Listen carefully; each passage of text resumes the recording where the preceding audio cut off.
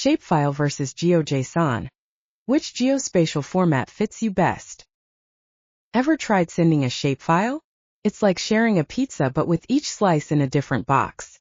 Today, we're diving into the world of GIS formats, specifically Shapefile and GeoJSON.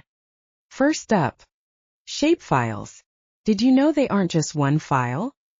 They're a whole collection. Essentially, you have three main files: .shp for geometry, shx for indexing, and .dbf for attributes. And there's even more. Auxiliary files like .prj tell you about your coordinate system. Created by ESRI in the early 90s, shapefiles are the go-to for GIS software like ArcGIS and QGIS. Plus, they have a 2 GB size limit and can struggle with complex nested geometries.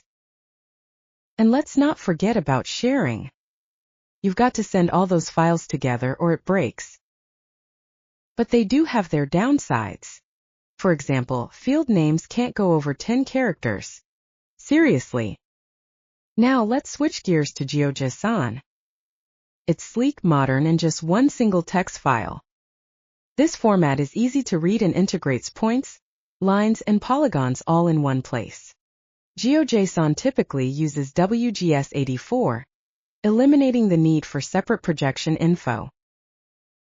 Its biggest perk: it's perfect for web applications, making it a top choice for interactive maps. But, hold up. GeoJSON does have some drawbacks. It can be larger than shapefiles. And if the dataset is huge, it might slow down your GIS software when opening. So, when should you choose Shapefile over GeoJSON or vice versa? If you need compatibility with traditional GIS tools and large datasets, Shapefile is your friend. On the flip side, for web apps and interactive visualizations, GeoJSON is the way to go. So, when you export vector data next time, ask yourself, which format do you really need? Are you solidifying old-school compatibility with Shapefile, or going lightweight with GeoJSON? Choose smartly. Data accessibility is key for your projects, and so is speed.